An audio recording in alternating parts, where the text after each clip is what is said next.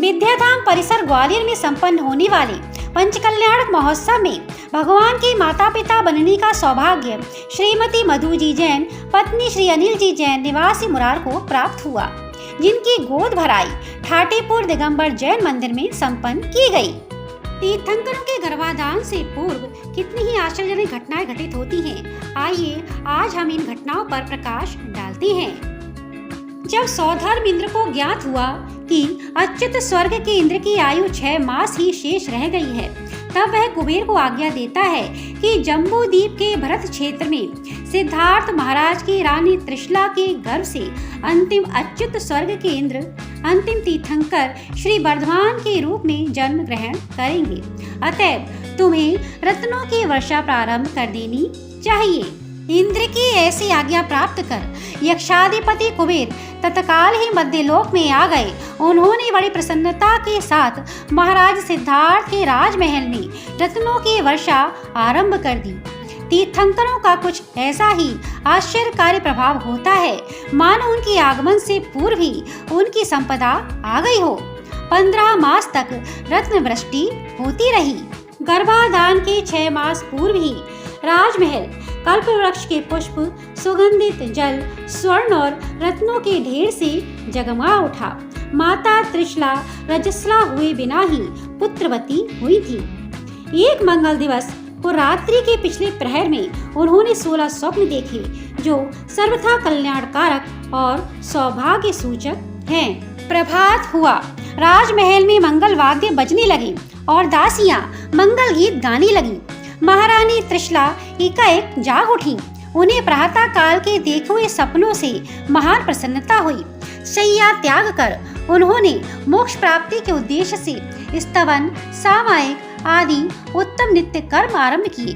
पश्चात वे स्नान कर आभूषणों से सुसज्जित होकर महाराज की सभा में गईं। उन्होंने बड़े मधुर शब्दों में महाराज से निवेदन किया कि हे देव, आज रात्रि के तीसरे प्रहर में मैंने अत्यंत आश्चर्यजनक स्वप्न देखे हैं। मेरी अभिलाषा है कि आप मुझे इन 16 स्वप्नों का फल बताएं।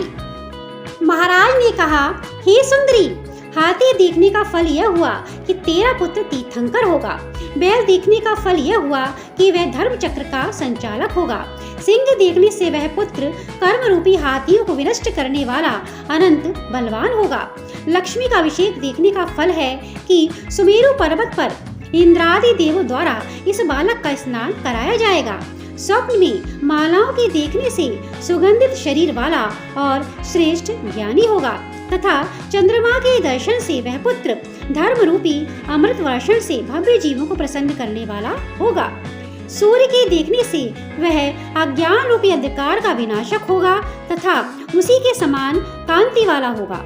जल से परिपूर्ण घड़ों को देखने का फल यह है कि वे अनेक निधियों का स्वामी तथा ज्ञान ध्यान रूपी अमृत का घट होगा।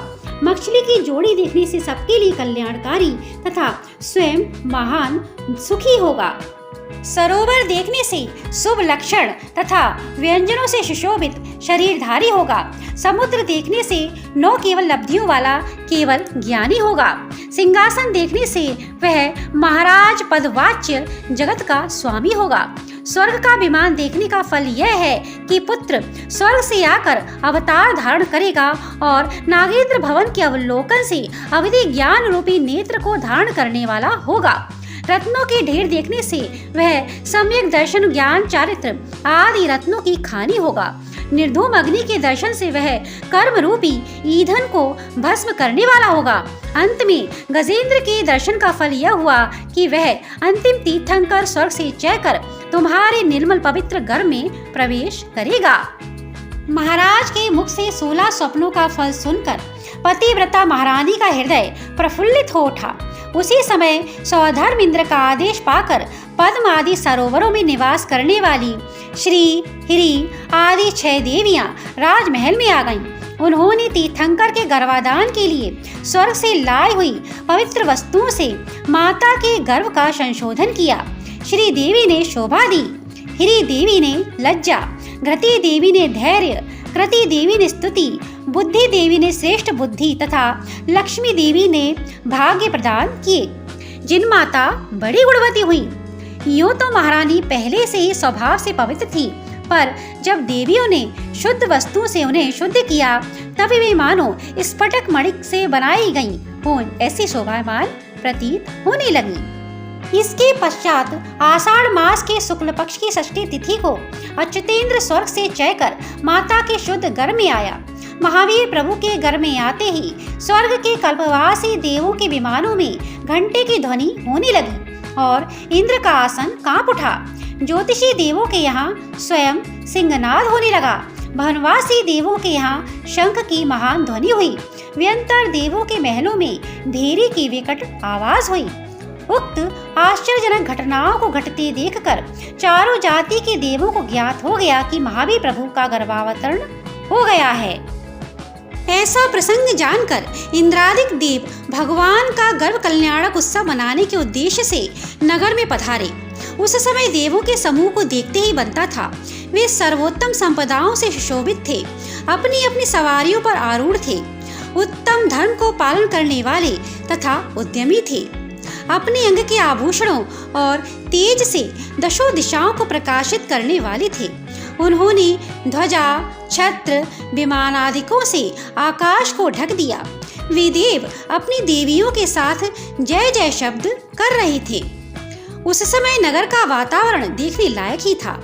विमानों, अप्सराओं और देवों की सेनाओं से घिरा हुआ वह नगर स्वर्ग जैसा सर्वोत्तम प्रतीत होने लगा।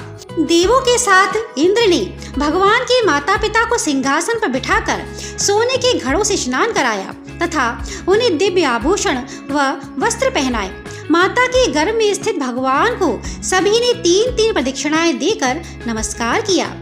कहीं बाजे बज रहे हैं, कहीं गीत गाए जा रहे हैं और कहीं नृत्य हो रहे हैं। इस प्रकार मंगल उत्सव संपन्न हुआ।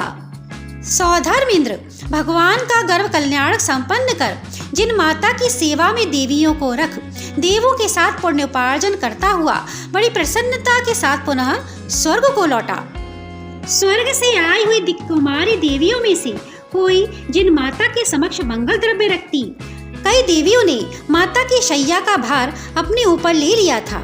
किसी ने दिव्य आभूषण पहनाने का भार लिया था तथा किसी ने माला तथा रत्नों के गहने देने का।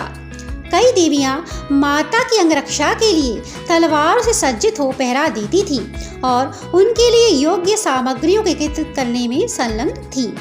कई देवियां पुष्प रज से आच्छादित राज प्रांगण की सफाई में लगी थी और जल चंदन का छिड़काव करती थी। उक्त देवियों ने रत्नों के चूर्ण से स्वास्तिक आदि की रचना की और महल को कल्प वृक्ष के पुष्पों से सजाया। ये देवियां माता की वन क्रीड़ा के समय मिष्ट गीत, प्रिय नृत्य और धार्मिक कथाएं कह कहकर माता को सुख पहुंचाया करती थी। देवियां कुछ गूढ़ अर्थपूर्ण पहेलियां माता से पूछा करती थी और माता उनका समुचित उत्तर दे दिया करती थी। जैसे, जो बैरागी होने पर भी सर्वदा कामनी की इच्छा रखता है और निष्प्रही होने पर भी इच्छा किया करता है, वह विलक्षण पुरुष इस संसार में कौन है?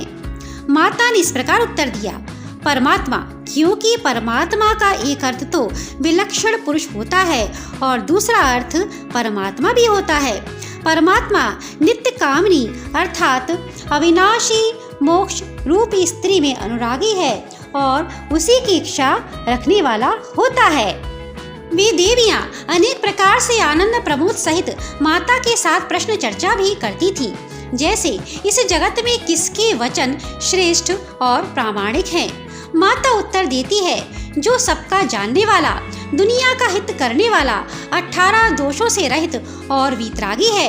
ऐसे श्री अनंत भगवान के वचन ही श्रेष्ठ और मानने योग्य हैं।